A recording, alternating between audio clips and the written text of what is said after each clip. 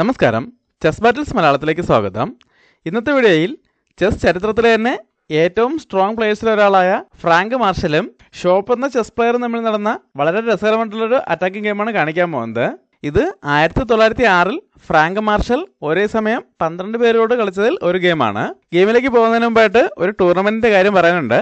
ഇത് school വിദ്യാർത്ഥികൾക്കായിട്ട് VVA UP school കാരക്കൂത്തങ്ങാടി സംഘടിപ്പിക്കുന്ന ഒരു ചെസ് ടൂർണമെന്റ് ആണ്. ഈ മാസം 20-ാം തീയതിയാണ് ടൂർണമെന്റ് സംഘടിപ്പിച്ചിരിക്കുന്നത്. അതായത് 2025 ഏപ്രിൽ 20 ഞായറാഴ്ചയാണ്. 3 കാറ്റഗറികളിലായിട്ടാണ് ടൂർണമെന്റ് നടക്കുന്നത്. Under 10, under 13, under 17. എല്ലാ കാറ്റഗറിയിലും രജിസ്ട്രേഷൻ ഫീസ് 350 രൂപയാണ്. പങ്കെടുക്കുന്ന എല്ലാ വിദ്യാർത്ഥികൾക്കും സമ്മാനങ്ങൾ ഉണ്ടായിരിക്കുന്നതാണ്. ഓരോ കാറ്റഗറിയിലും പരമാവധി 80 പേർക്കാണ് രജിസ്ട്രേഷൻ ചെയ്യാൻ കഴിയുന്നത്. കൂടുതൽ വിവരങ്ങൾക്ക് സ്ക്രീനിൽ കാണുന്ന നമ്പറിൽ കോൺടാക്ട് ചെയ്താൽ മതി. നമുക്കിനി ഗെയിമിലേക്ക് പോകാം. വൈറ്റ് E4 മൂവ് കൊണ്ട് ഗെയിം സ്റ്റാർട്ട് ചെയ്യുന്നു. ബ്ലാക്ക് E5 മൂവ് ചെയ്യുന്നു. Night F3, night C6, D4. വീണ്ടും ഒരു സ്കോച്ച് ഗെയിമാണ്. ബ്ലാക്ക് അത് അക്സെപ്റ്റ് ചെയ്യാണ്. പോൺ പോച്ച് പോണോട്ടുന്നു. വൈറ്റ് നൈറ്റ് പോയി തിരിച്ചോട്ടുന്നു. ഇവിടെ ബ്ലാക്ക് അടുത്ത തന്നെ ഡെവലപ്പ് ചെയ്യാണ്. നൈറ്റിനെ F6ലേക്ക് ഡെവലപ്പ് ചെയ്തുകൊണ്ട് E4 പോണെതിരെ അറ്റാക്ക് കൊടുക്കുന്നു. ഇവിടെ ഇപ്പോൾ വൈറ്റിന് നൈറ്റ് വെച്ചോ പോൺ വെച്ചോ ആ പോണിന് സപ്പോർട്ട് ചെയ്യാൻ ഓപ്ഷൻ ഉണ്ട്. അല്ലാതെ ബിഷപ്പ് വെച്ച് സപ്പോർട്ട് ചെയ്യാൻ ശ്രമിക്കുകയാണെങ്കിൽ ഈ D4 നൈറ്റിന് ക്വീന് വെച്ചുള്ള സപ്പോർട്ട് നഷ്ടപ്പെടും. ക്വീന് വെച്ച് പോണിനെ സപ്പോർട്ട് ചെയ്യാൻ ശ്രമിച്ചാലും അത് തന്നെയാണ് അവസ്ഥ. ഈ നൈറ്റിനുള്ള സപ്പോർട്ട് നഷ്ടപ്പെടും. അതുകൊണ്ട് വൈറ്റ് ഇവിടെ ആദ്യം ആ നൈറ്റുകൾ തമ്മിൽ എക്സ്ചേഞ്ച് ചെയ്യാണ്. നൈറ്റ് വെച്ച് നൈറ്റിനെ ഒട്ടുന്നു. ബ്ലാക്ക് പോൺ വെച്ച് തിരിച്ചോട്ടുന്നു. അതിനുശേഷം ബിഷപ്പിനെ D3ലേക്ക് ഡെവലപ്പ് ചെയ്തുകൊണ്ട് പോണിനെ സപ്പോർട്ട് ചെയ്യുന്നു. ഇവിടെ ഇപ്പോൾ D5 മൂവ് ചെയ്യുന്നതാണ് ബ്ലാക്കിൻ്റെ മെയിൻ മൂവ്. എന്നാൽ ബ്ലാക്ക് ഇപ്പോൾ D5 മൂവ് ചെയ്യുന്നില്ല. പകരം റൂക്കിനെ B8ലേക്ക് കൊണ്ടുവരുന്നു. ഇപ്പോൾ ബ്ലാക്കിൻ്റെ റൂക്കിന് B2 സ്ക്വയറിലേക്ക് ഒരു കൺട്രോൾ ഉണ്ട്. ഇവിടെ വൈറ്റിൻ്റെ ഭാഗത്തുനിന്നും ഒരു സ്ട്രോങ് മൂവ് വരെയാണ്. ഈ B2ലെ പോണുള്ള സപ്പോർട്ട് ഒഴിവാക്കിക്കൊണ്ട് ബിഷപ്പിനെ G5ലേക്ക് ഡെവലപ്പ് ചെയ്തുകൊണ്ട് ബ്ലാക്കിൻ്റെ നൈറ്റിനെ പിൻ ചെയ്യുന്നു. ഇപ്പോൾ ഈ പിൻ വളരെ സ്ട്രോങ് ആണ്. കാരണം അടുത്ത മൂവിൽ പോൺ വെച്ച് നൈറ്റിനെതിരെ അറ്റാക്ക് വരുമ്പോൾ ആ നൈറ്റിനെ അങ്ങോട്ടെങ്കിലും മാറാൻ പറ്റില്ല.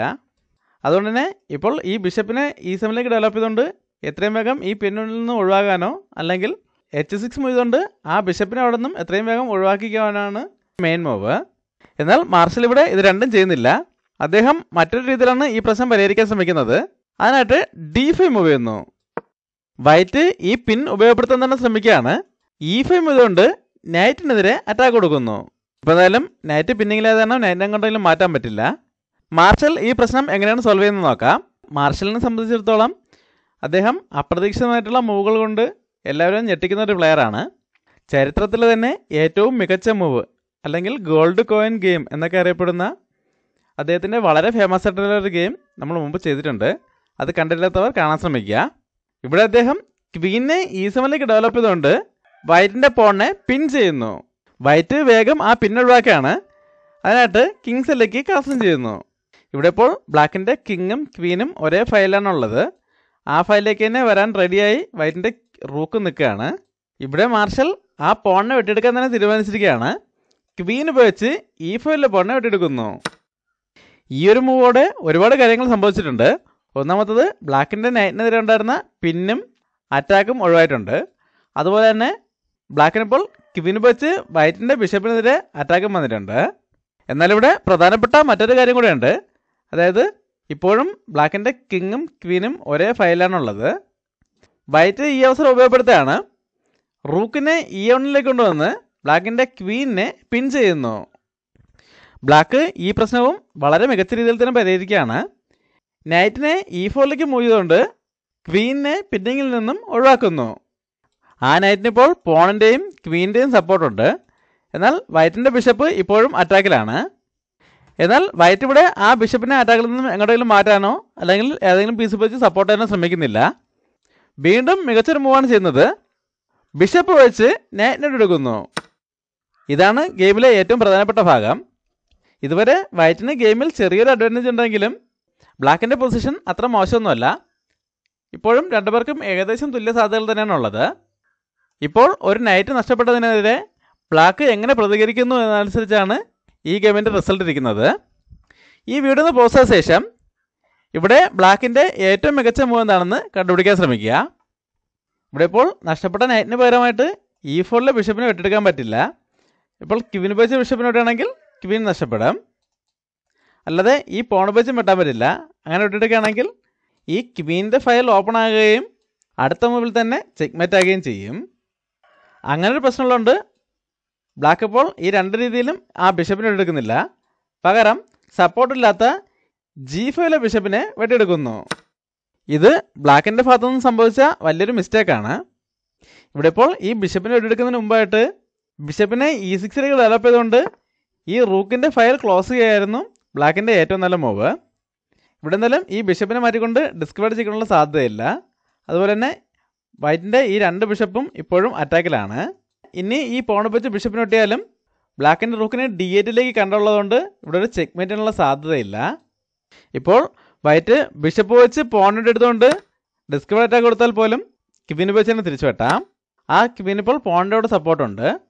അല്ലാതെ ബിഷപ്പ് വെച്ച് പോണിട്ടതിന് പകരം ബിഷപ്പിനെ വേറെ അങ്ങോട്ടെങ്കിലും മാറ്റിയാലും ക്വീൻ വെച്ച് ഈ G5 ബിഷപ്പിനെ വെട്ടിയെടുക്കാം. എങ്ങനെ നോക്കിയാലും ബ്ലാക്കിന് വലിയ പ്രശ്നങ്ങളൊന്നും ഇല്ലാതെ മുന്നോട്ട് പോകാമായിരുന്നു. എന്നാൽ ഇവിടെ ബിഷപ്പിനെ ഡെവലപ്പ് ചെയ്യുന്നതിന് മുമ്പായിട്ട് തന്നെ വൈറ്റിൻ്റെ ബിഷപ്പിനെ വെട്ടിയെടുത്തോടെ വൈറ്റിന് വളരെ വലിയൊരു അറ്റാക്കിന് ചാൻസ് കിട്ടിയിരിക്കുകയാണ്. വൈറ്റ് ആദ്യം ബിഷപ്പ് വെച്ച് D5 പോണെടുത്തുകൊണ്ട് ഡിസ്കവേർ ചെക്ക് കൊടുക്കുന്നു. ഇവിടെ ഇപ്പോൾ കിങ്ങിനെ ഇങ്ങോട്ടെങ്കിലും മാറ്റുകയാണെങ്കിൽ ബിഷപ്പ് വെച്ച് അടുത്ത പോണെടുത്തുകൊണ്ട് വീണ്ടും ഡിസ്കവേർ ചെക്ക് വരും. അതുകൊണ്ട് ബിഷപ്പ് വെച്ച് ബ്ലോക്കാണ്. ബിഷപ്പിനെ E7 ഡെവലപ്പ് ചെയ്തുകൊണ്ട് ചെക്ക് ബ്ലോക്ക് ചെയ്യുന്നു. ഈ സമയത്ത് അടുത്ത ചെക്ക് വരെയാണ്. ബിഷപ്പ് വെച്ച് C6 പോണെടുത്തുകൊണ്ട് വീണ്ടും ചെക്ക് കൊടുക്കുന്നു. ഇപ്പോൾ ബിഷപ്പ് വെച്ച് ബ്ലോക്ക് ആണെങ്കിൽ ക്വീൻ വെച്ച് ബിഷപ്പ് വെട്ടി വീണ്ടും ചെക്ക് വരും. അതുകൊണ്ട് ഇത്തവണ കിങ്ങിനെ മൂവ് ചെയ്യാണ്. കിങ്ങിനെ F8 മൂവ് ചെയ്യുന്നു. ഇനി വൈറ്റിൻ്റെ അടുത്ത മൂവോടെ ബ്ലാക്ക് തോൽവി സമ്മതിക്കുകയായിരുന്നു. നമ്മൾ മയറ്റ്സ് മേറ്റിനെ കുറിച്ചുള്ള ഗെയിമുകൾ ചെയ്തുകൊണ്ടിരിക്കുന്നതുകൊണ്ട് വീഡിയോ പോസ് ചെയ്യാൻ പറയുന്നില്ല. പോസ് ചെയ്ത് തന്നെ എല്ലാവർക്കും മനസ്സിലായി കാണാം. അടുത്ത രണ്ട് മൂവിൽ ചെക്ക്മേറ്റ് ആണ്. അതിനായിട്ട് വൈറ്റ് ഇവിടെ ഒരു സാക്രിഫൈസ് ചെയ്യാണ്.